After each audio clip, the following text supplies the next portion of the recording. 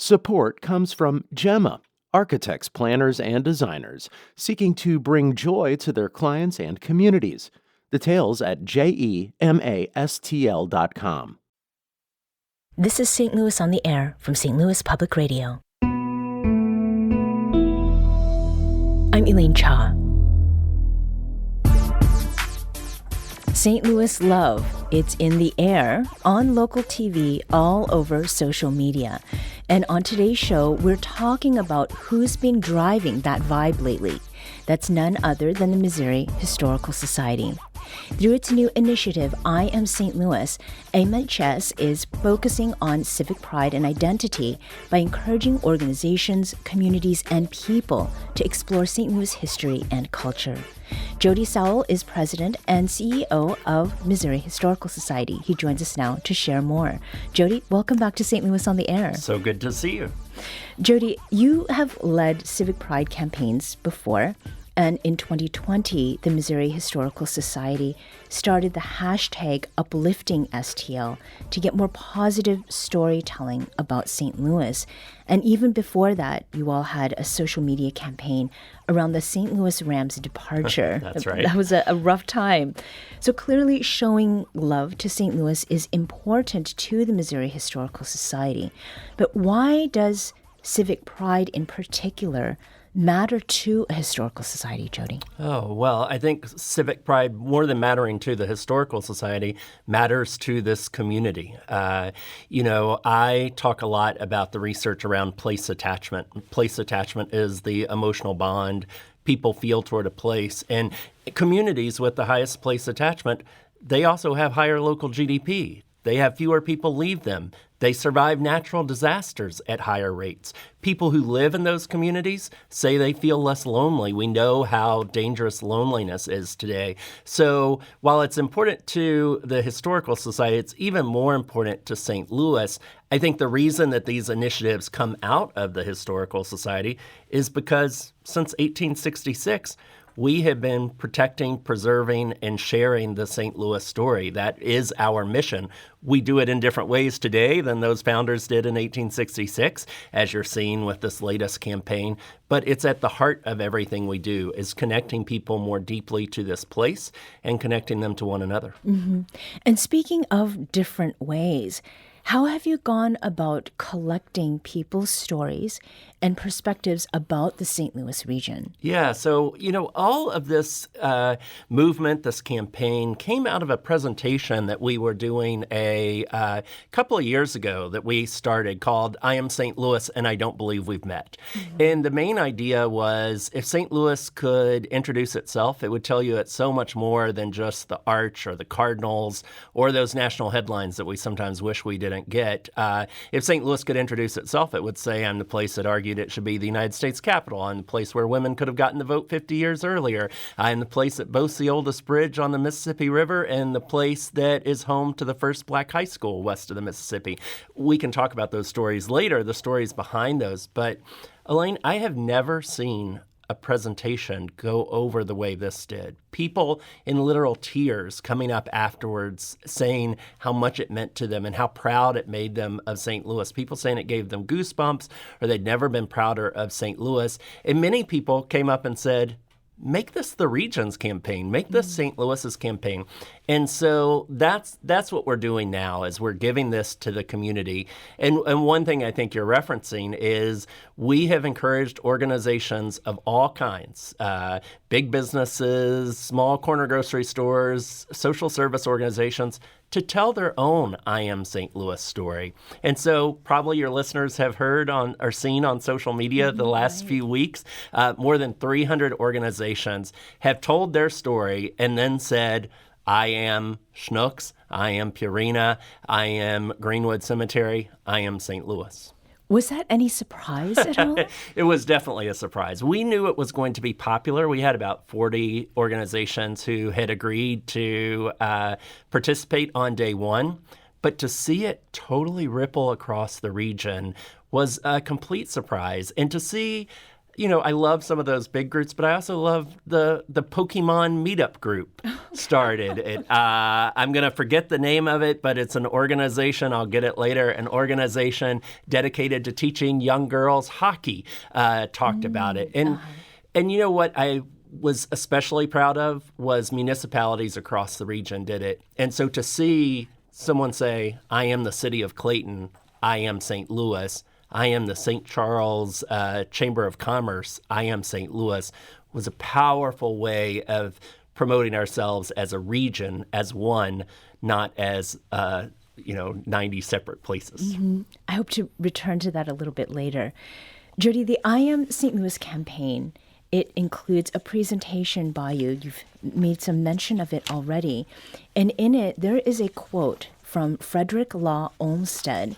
History buffs out there may recognize that name. He designed New York City's Central Park. Olmsted had a lot to say about St. Louis. Jody, what did he say? So he comes in 1863, and this is what he has to say about St. Louisans. What they never thought of concealing or suppressing or restraining from its utmost outpouring was their satisfaction in being St. Louisans. The devout dwellers in Mecca do not worship the holy city more than every child of St. Louis, his city. And the most notable thing I learned of St. Louis was the pleasure of the people to talk about it, what it had been and what it would be. I think this describes a lot of people at this radio station. It describes a lot of people at the Missouri Historical Society, a lot of people across the region.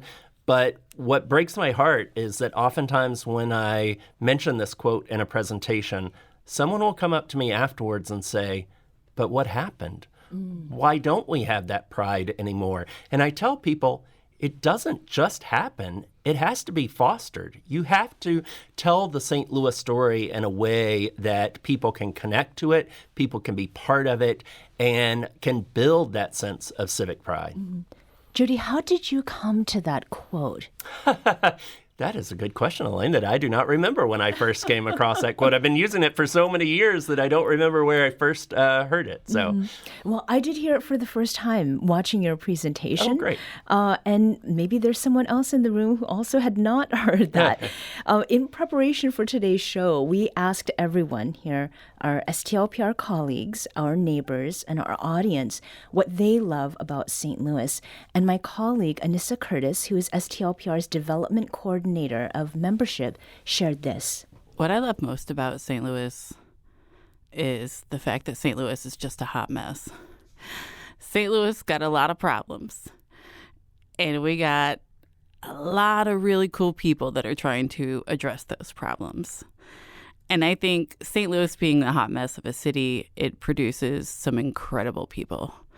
And working for a nonprofit, I get to see a lot of those people come through the radio station, and I get to hear about all of these different organizations that are trying to do something with this hot mess of a city. People out here trying to do all the good in the world, trying to make everybody else's lives better. And that was my colleague, Anissa Curtis. Now, Jody, you're not a St. Louis native, but you've been here for many years since completing your PhD in American Studies at St. Louis University.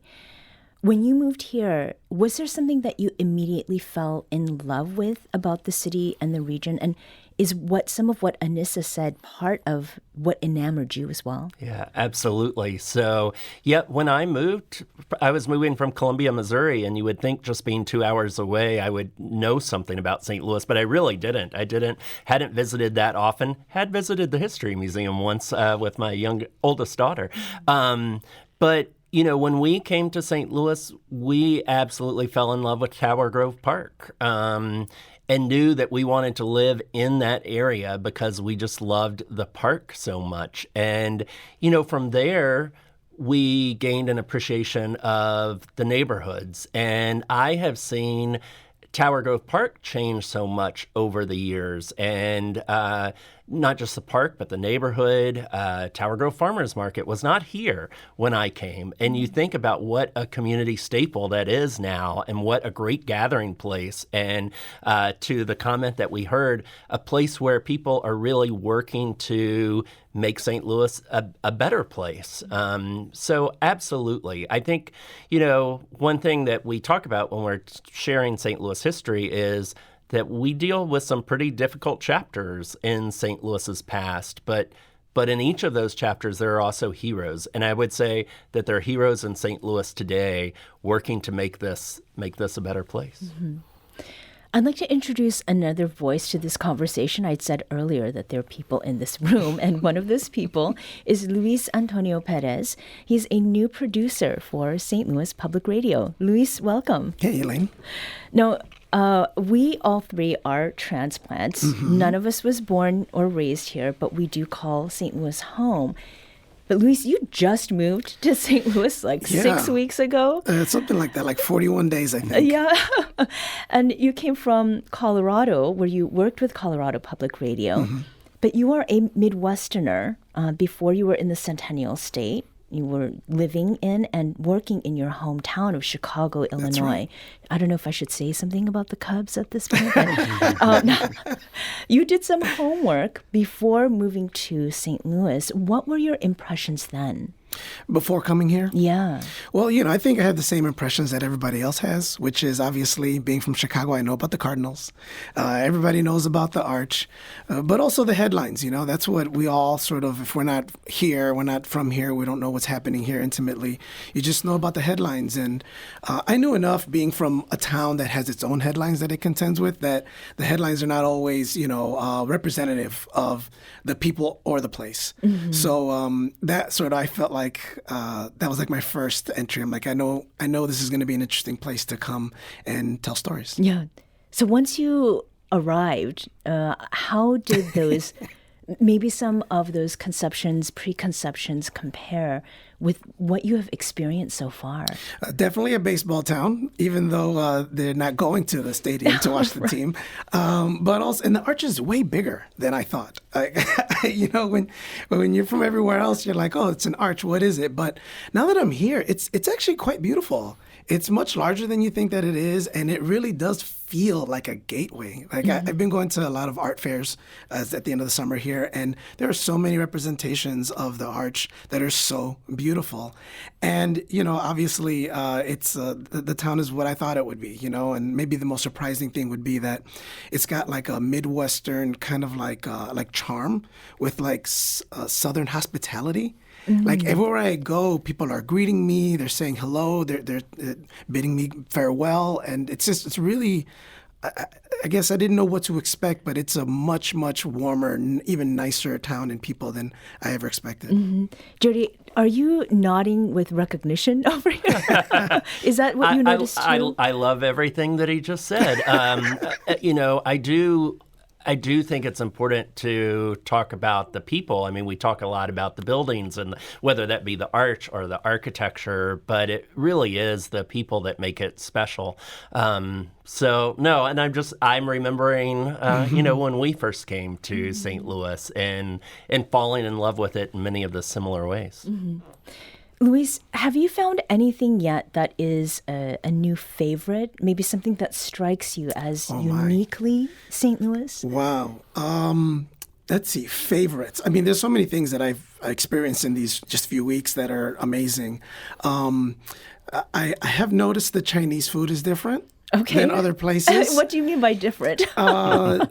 Darker, maybe more soy sauce, fewer peas, I guess, in there. Still delicious, delicious, I would have to say. No, you know what? Actually, what really struck me when I first came here were how beautiful the buildings are. Mm. When we think of architecture, I think when you go to cities, it's like these downtown buildings. But I'm so struck every time at the charm of the residential buildings. Everywhere I go, there are these beautiful brick buildings. Each has its own character. We moved into the Tower Grove South neighborhood in a beautiful building ourselves, into a two-flat, a second floor. And it's just amazing. Everywhere I go, I know when I came here for my interview, I was invited here for an interview, and I rode around in one of these scooters that I happened to find. And it was just so beautiful to see these beautiful brick buildings and all the little just how beautiful they were. That's got to be the thing that just continues to strike me every time. Mm-hmm. You also have a hot take, don't you? I want to hear one of them. Take, actually, just one of them. St. Louisans, they know how to skewer, but they do so with love. So I welcome this here. Yeah, I'll build up to my hot take. All right, and don't get mad at me, folks out there, especially folks back home. Okay, first of all, thin pizza is correct. That's how you should be making the pizza. So I don't think that's very controversial. And cutting it into squares is also correct. We do this in Chicago in our tavern style. But the take that's actually hot, I think, oh boy, here we go. Provel cheese, all right? Yeah. Not only is it good, it might be the ideal cheese for a meat-style pizza. Oh. I have to say. My wife and I ordered it on one of the first days we were here, and I said, why does this look so ugly? Did they burn it? That's my first impression. And then we started eating it. I'm like, babe, I think this is correct. I think we've been eating the wrong kind of pizza this whole time.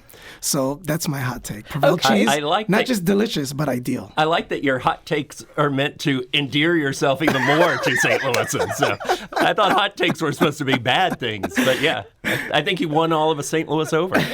Well, hot in that when it goes into your mouth, you appreciate how it feels and how it tastes. Is there something you're still searching for as an STL newcomer, Luis? What do you mean? Like searching for... Is there something that you would love to find? I think that people out there might have some suggestions for you. Yeah, absolutely. Actually, I hear you now. Yeah, for sure. Like I'm so new to the town. I'm still learning a lot of stuff. You know, I'm looking forward to so many things. We live really close to the Missouri Botanical Gardens, and I can't wait. I just got my membership. Haven't gone in there yet. I've got to visit Morelia Foods or Morelia Supermercado. Oh, yes. Everyone's telling me, oh, you know where you can find that? And they tell me where there or Global Foods Market. I'm looking super forward to visiting more restaurants, obviously. I went to an event with you, Elaine, and I had some of Lona Luo's food, just a taste. And I'm like, whoa, I got to eat at this restaurant. But really, I'm looking for understanding more about neighborhoods, really. You know, I'm trying to visit a new place every time I get in the car and I drive somewhere, whether that's to have lunch or to have dinner or just to visit a place. And I just want to know, where are those third spaces? You know, where are the places that people just kind of like to hang out, whether that's a rec center or a coffee shop or whatever it is. Mm-hmm.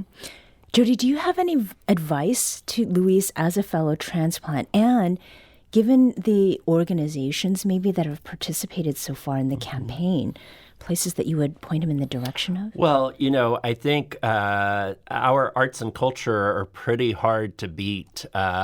We probably have more free museums per capita than any city outside of D.C. So we have 3 of them. I encourage you to go to the Missouri History Museum, Soldiers Memorial, and our Library and Research Center. But I mean, whether it be the Art Museum or seeing a show at the Rep, but also the Contemporary and the Pulitzer, I am just amazed at how many cultural assets we have, and that those places often do serve as that third space. We have an outdoor concert series in the spring and fall called Twilight Thursdays. It gets 5,000 people a night, and one of the most diverse crowds you will ever see in St. Louis. And sometimes my staff says, oh, but they're not coming into the museum. And I say, I don't really care. Like, they're spending time together in community. That is important all on its own. And I think you find those. There are also great concert series at the different parks almost every weekend. It's a wonderful place. So, Luis, your work as a lead producer here at St. Louis Public Radio is about connecting with communities across this region and curating conversations with folks to help bridge divides that separate us. Now, the public-facing work of this project will be launching in January, but in the meantime, your work is taking you all over the St. Louis area. Is there something that you're particularly interested in diving into discovering about, this, your new city? I mean, there's so much. There's so many stories to be told here that folks are already telling that I would love to connect with and capture. At this very moment, what I'm really exploring right now is learning more about what's called the Great Divorce, the divide between St. Louis City and St. Louis County. And I'm just getting started there, but I'm learning just about how foundational that has been for the last, I guess, 150 years of the city's history. And that's what I'm starting to think about. In fact, just yesterday, I was looking at a Google map just of the actual divide, like the actual line between the city and the county. And it's nuts. You can literally see in the street where the pavement will just stop and like a concrete road will begin all around the entire border. Sometimes there's actual physical barriers there. Like they just put up like cinder blocks or whatever it is. It's really nuts. And that's really something that's been interesting to me and something I'm starting to explore and maybe we'll tell a story about. Mm-hmm. Yeah, of course, that's one of the moments in St. Louis that truly shapes everything, how we interact with the place today, how we interact with the region.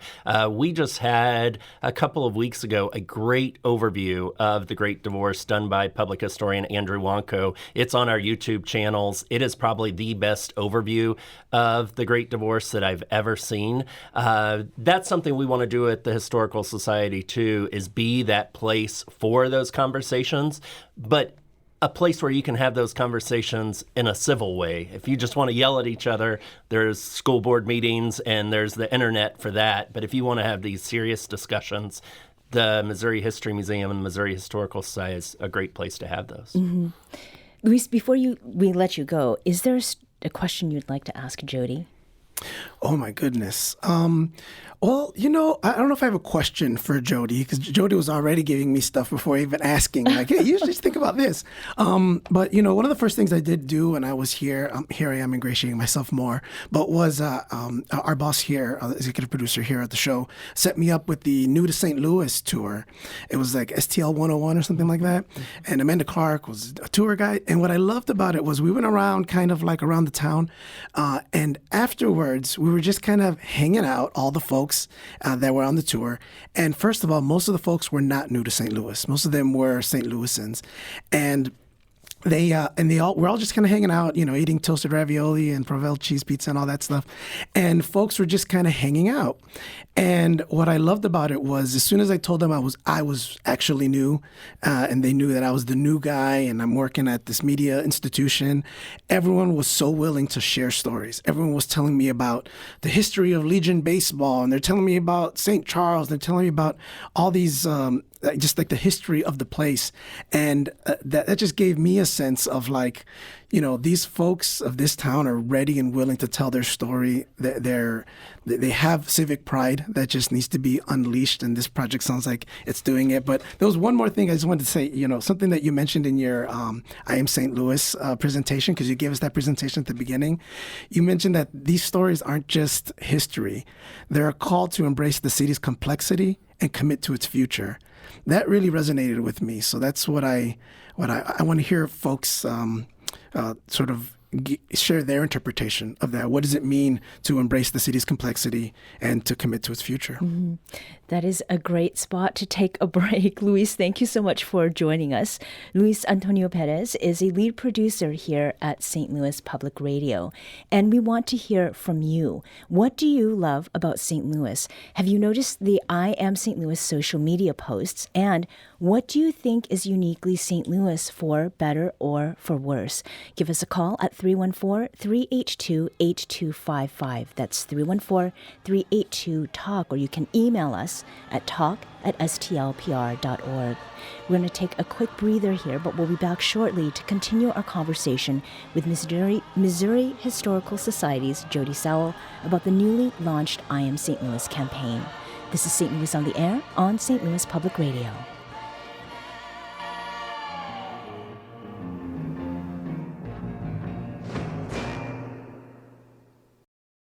Support comes from the St. Louis Public Library Foundation.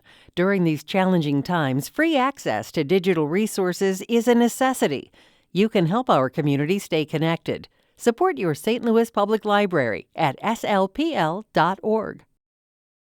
Welcome back. I'm Elaine Cha. Let's return to our conversation about the I Am St. Louis campaign, which has been newly launched by the Missouri Historical Society. We're talking with Jody Sowell, who is the president and CEO of the Missouri Historical Society, and we're also reaching out to hear from you. One of those people is Christine in Kirkwood. Christine, welcome to St. Louis on the Air. Thanks so much. I'm really enjoying the conversation, but I wanted to share with you that last night I flew in and I sat next to a young man who'd been away from St. Louis for about 3 years. And he was so excited to be coming back to St. Louis. He had missed it so much. And, he talked about all the places he was going to eat. He was going to go to Emo's and Gus's Pretzels and have some Dad's oatmeal cookies and Fitz's root beer. I mean, he had a list. And that he was going to this concert Saturday at the Mighty Pines are playing down at the Atomic Cowboy in the Grove, and how excited he was to see the Grove. And it was just infectious about, and it puts things into perspective about how great St. Louis is and how many things there are to do, and it was just really nice to hear from an outsider how wonderful St. Louis is. Mm-hmm. Christine, how much of what he was talking about did you recognize? Oh, all of it. Oh, yeah. We were sharing, have you tried this restaurant and have you been there and all of that. And so he was making a little list and we were comparing notes about places to go and things to see. But he had 2 weeks and he said, I don't know if I can get all this done in 2 weeks. And I thought, well, that's a lot of stuff to do. It is. He'll just have to come back again or maybe stay for a little longer. He will. Christine, sure he will. What is it that you love about St. Louis? Well, I love the diversity, and frankly, in the summertime, I just love that you can go to a park and listen to free music almost any night of the week. And there's so many opportunities for fairs and festivals and things like that, that there's just so much to do in St. Louis for free. Yes. And Jody, you were talking about that too, right? Yeah, absolutely. And I love to hear about young people who are coming back to St. Louis and talking about how much they love it. And it's something that I have seen. I oftentimes have taught post-World War II urban American history at SLU.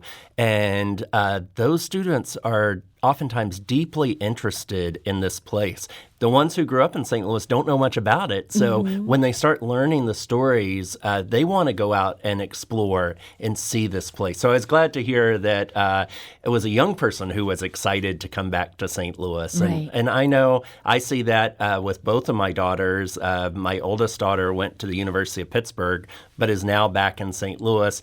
She wears the St. Louis skyline ring on her finger. One of my favorite memories of taking her to college was looking in the rearview mirror and seeing that her whole body was craned backwards. And I realized she was trying to see the arch for as long as she could see it. She wanted to keep that glimpse of St. Louis. And so that St. Louis pride that people say is sometimes missing, I see it a lot in younger people. Yeah. Christine, thank you so much for your call. You can also give us a call and tell us what you love about St. Louis. Our number is 314-382-8255.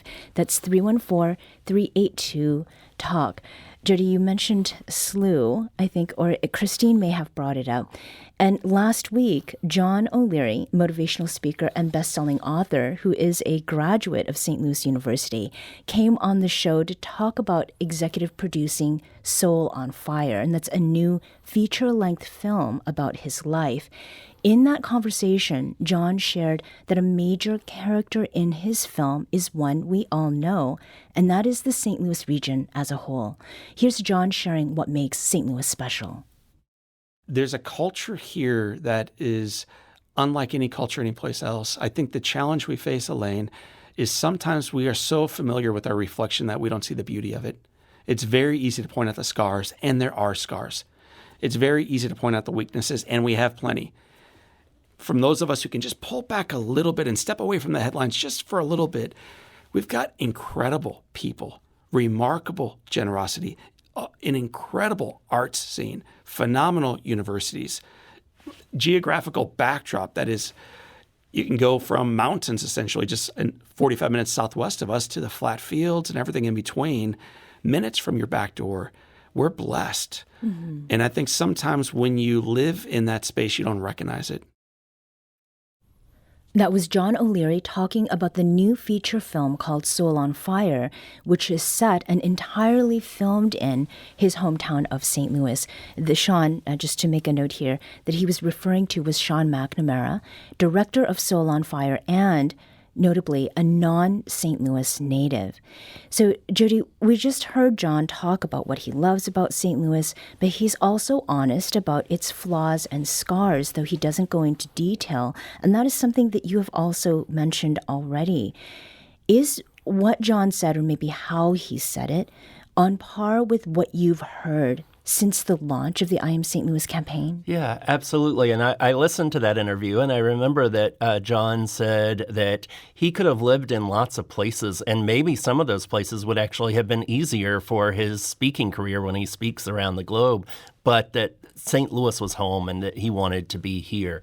So the I Am St. Louis movement is not just about that social media campaign. We also have I Am St. Louis pop-up exhibit and the I Am St. Louis presentation, and we'll have an I Am St. Louis book coming out. And many of those stories tell some pretty dark chapters in St. Louis history. Maybe I could tell you one. One, we say if St. Louis could introduce itself, it would say that I am a place where a lawyer stopped horses in their tracks. And that's about Charlton Tandy. In the 1800s, streetcars, these were horse-drawn streetcars, were segregated. Black St. Louisans could ride on them, but they had to stand on that narrow wood platform and hold on to a leather strap. They couldn't sit on the seats. And famously, many St. Louisans would fall. One black pregnant woman fell to her death. And so the courts in the city rule that no, these need to be integrated, that black St. Louisans can sit in the streetcars just like white St. Louisans. Mm-hmm. But we know passing laws is one thing and enforcing them is another. So what would oftentimes happen is these drivers of these horse-drawn streetcars would drive right past black St. Louisans waiting to board. Charlton Tandy, who is a lawyer and a newspaper publisher, would wait with those black St. Louisans. And if he saw that a trolley was about to pass, he would jump into the middle of the street, grab the horse by the reins, and stop it in its tracks so that the black St. Louisans could get on. Now, oftentimes, the white driver would get off and say, I'm not going to finish the route. Well, luckily, Charlton Tandy grew up with horses. So he got on the horse and led the trolley the rest of the way, taking the black St. Louisans where they needed to go. What I tell people is, your issue doesn't have to be civil rights. You might be concerned about the environment or education, but you have to be inspired by someone who would jump into the middle of the street and stop moving horses.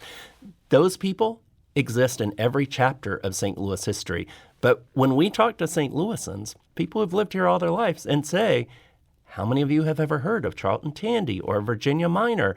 We will get one, maybe two hands tops. Mm-hmm. But once you introduce these people, once you introduce these giants whose shoulders we still stand on, you get that inspiration to tackle the issues that we're facing today. Mm-hmm. One thing to point out is that this initiative is happening not in a vacuum, and there have been all of the efforts that the Missouri Historical Society has put into making sure that people understand the breadth of history. How does learning about the past, Jody, inform how we build for a better future? And are there specifics that you can share about learnings that have led to this I Am St. Louis campaign? Yeah. I mean, I think Luis hit on it. He said that, the more that people feel connected to their past, the more likely they will be to invest in the future. I tell St. Louisans all the time, look, I know we face many challenges. We face population loss. We're going to have a discussion about that at the History Museum tonight at 6:30 from Ness Sandoval from SLU. We face issues with crime and with discrimination and with segregation. We will never adequately address those problems, address those challenges, unless we have a deep care for this place. There's a quote from Peter Kageyama. Peter Kageyama wrote, "For the love of cities," and he said, when we love our city as when we love another person, we will go to extraordinary lengths for them. We will sacrifice for them. We'll tolerate their shortfalls. We will forgive their excesses, all because we see their true nature. When we have an emotional connection to our place, we are less likely to leave it and far more likely to champion and defend it. That's what this whole I Am St. Louis movement is about, is building those emotional connections, building them by giving you the chance to tell your own story, your own I Am St. Louis story, building them by connecting you more deeply to the past and introducing you to, I tell people, you can't use the tools of history if no one's given you the toolbox. So this is about giving you those tools, giving you those inspirations to get you to care more about what's happening in St. Louis today and to work together to build a better future. Mm-hmm. We need to take a quick break, but we'll be back shortly to continue this conversation. This is St. Louis on the Air on St. Louis Public Radio.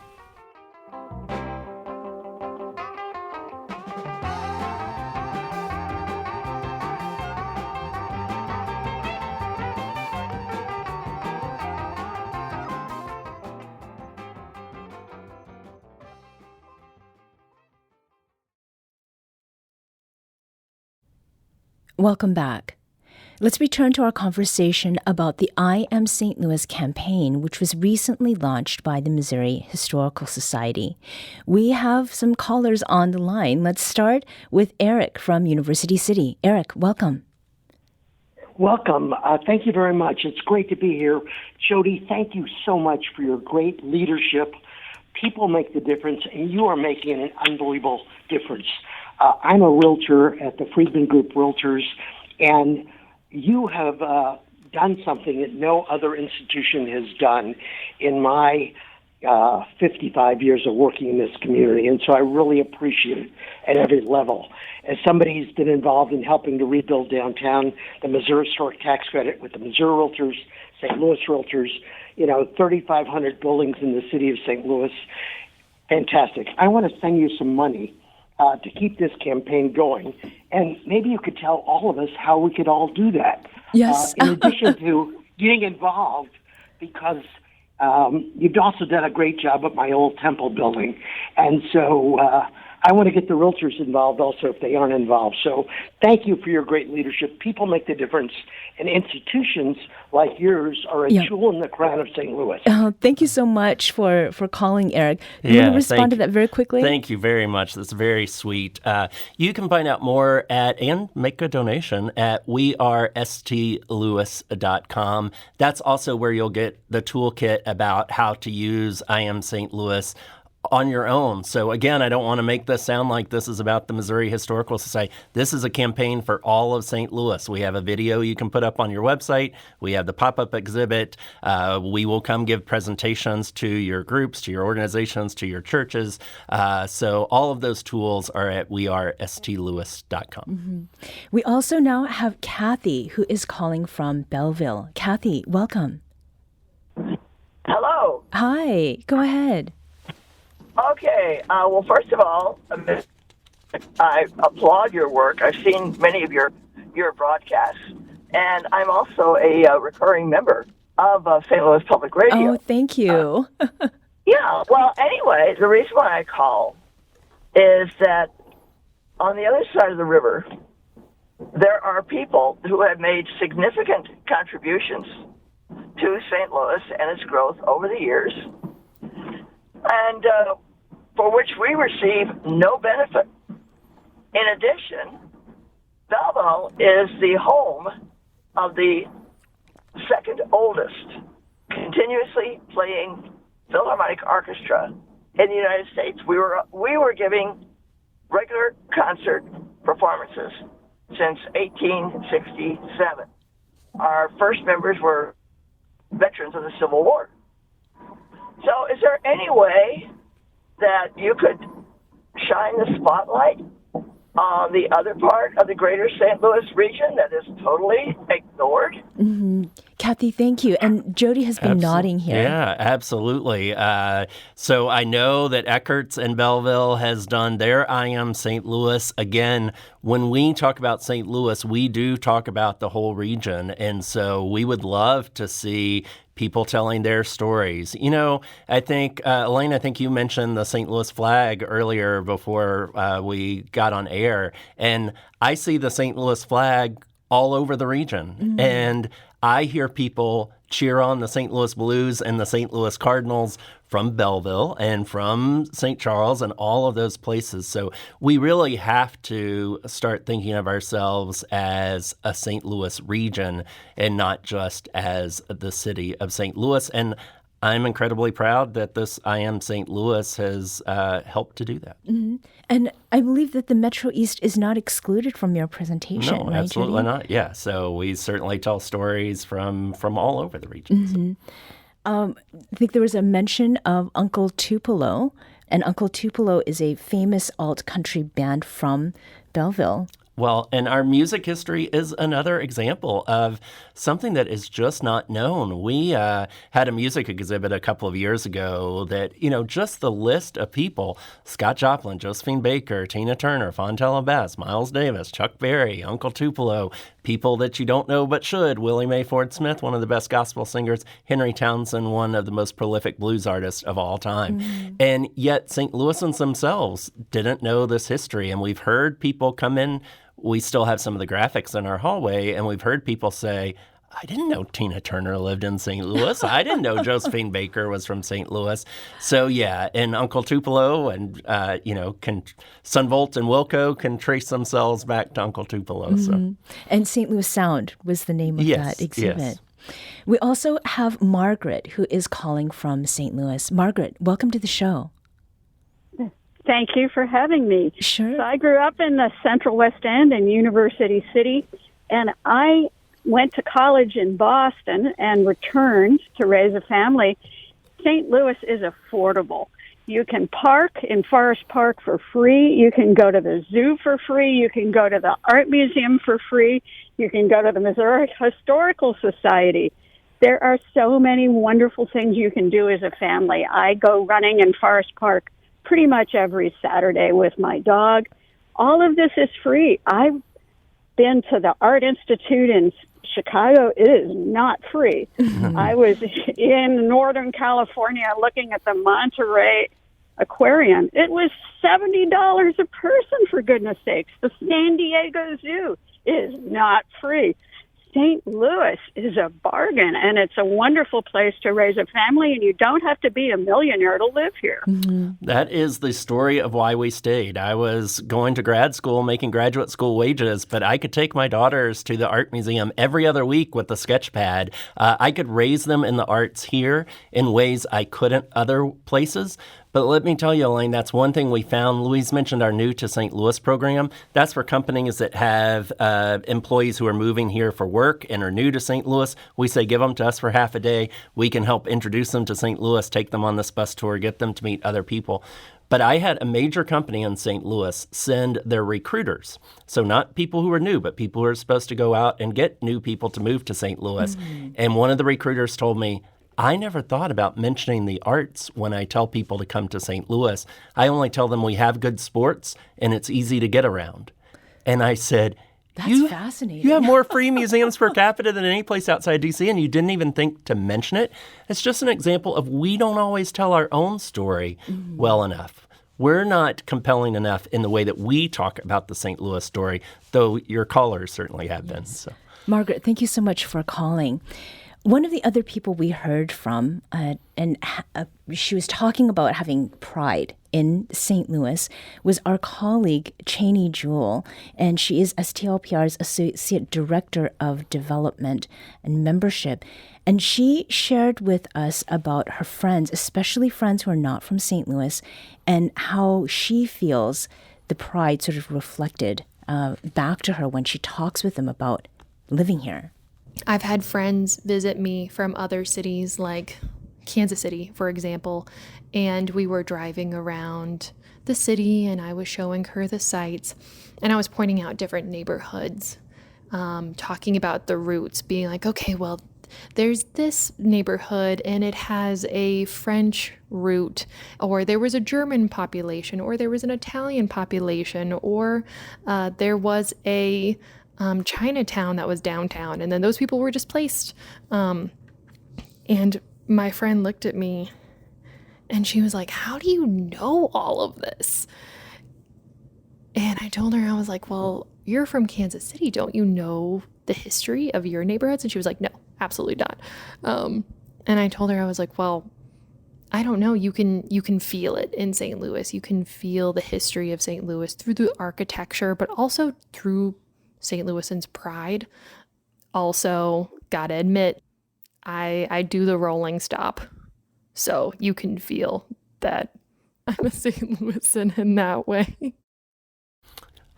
That was my colleague, Cheney Jewel. That's a good admission. Elaine, I used to say that my hot take was that St. Louis isn't as bad at driving as people say. And then I think we got worse during the pandemic, so I no longer say that. And clearly she is one of those Right. one of those problems. But, you know, I think a lot, though, about how St. Louis uses the past. And sometimes we use the past in some pretty negative ways.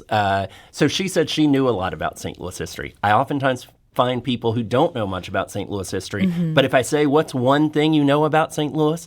They would say, we had a World's Fair in 1904. That is known by everyone. Kids, I was speaking to a group of kids just this weekend. That's what they know about St. Louis history. I love this quote from David Francis on opening day of the 1904 World's Fair. He said, "Learn the lessons here taught and gather from it inspiration for still greater accomplishments." Now, we're going to learn different lessons from the 1904 World's Fair than they intended us to learn, but that's a segment for a different day. But I like that second half, gather from it inspiration for still greater accomplishments. We were never supposed to use these moments as high watermarks. We were never supposed to say St. Louis was great then and it has declined since. We were supposed to say they built a whole city basically in 1904 and welcomed 20 million visitors from around the globe. We can do big things today. That's the lesson that you learn from Charlton Tandy. That's the lesson you learn from Virginia Minor. I don't know if we have time to talk about her. But we need to learn those lessons of these great moments and these important people in our history, not to say we were once great, but to say, let's use that as inspiration to be even better. And Jody, is that part of the reason the I Am St. Louis campaign has two pillars? One is civic pride, but the other is civic identity. Yeah. How and why are they not the same thing? Well, I think that they are definitely connected, but I think the civic identity is just starting to know who you are and who you've been and who you can be, just like in that Olmsted quote. And then the pride comes from that. But it starts by just knowing these people, knowing these moments. I think another thing, too, here is that I believe our earlier caller was Christine talking about being on the plane. And St. Louis is here, but it is also other places. In the presentation, you talk about St. Louis bricks being in Milwaukee, being in New York City. How is St. Louis everywhere when it comes to people? Yeah. Well, you know, some of our best ambassadors are people who lived in St. Louis and who live in different places today. But yes, I love that one. That one is, if St. Louis could introduce itself, it would say, I'm the place that made enough brick to circle the equator each year. And that is because in the late 1800s, early 1900s, we were a real brick-making capital. If you look, please, listeners, look at a picture of the Milwaukee City Hall. I think it's one of the most beautiful city halls in the country. For a brief time in the 1890s, it was the tallest building in the United States. All the brick made right here in St. Louis. The Chrysler Building, which I think is the most beautiful building in the country, we can't take credit for the stainless steel spire, but we can take credit for the 3 million bricks that are holding it up because they were all made right here in St. Louis. And so I tell St. Louisans, you go to New York, you go to Milwaukee, you can say, we built that. St. Louis built that. We did. And as we wrap here, in the last minute and a half or so, Judy, have you had an interaction that demonstrates that y'all, to use a St. Louis term, that you all are on the right track with this campaign? I think just the number of people who have already participated and already told their own St. Louis story. I oftentimes hear people say St. Louis needs a singular story. We need to be the geospatial capital, or we need to only talk about our music history. But St. Louis is too big for a simple story. What I Am St. Louis allows the corner grocery store or Schnucks, Tower Grove Farmers Market or Tower Grove Park, Bell Fountain Cemetery or Greenwood Cemetery, it allows them to tell their own story, but also be part of a bigger narrative about St. Louis as a whole. And the fact that more than 300 people have already joined and dozens have asked for the pop-up exhibit and dozens have asked for the presentation shows you how hungry people are for that. Jody Sowell is president and CEO of the Missouri Historical Society. Jody, thanks for joining us today. Great to have you as always. Thank you.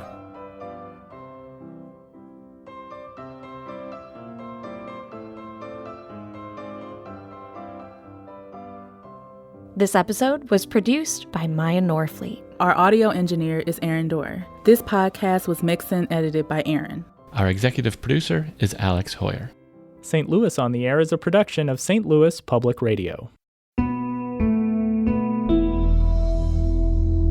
Understanding starts here. Do you find yourself regularly listening to episodes of St. Louis on the Air? Suggest us to a friend you think might enjoy our conversations, and leave us a review and rating on Apple Podcasts on the App Store. It's the simplest way to help people discover our show. Thank you. St. Louis Public Radio is a member-supported service of the University of Missouri St. Louis.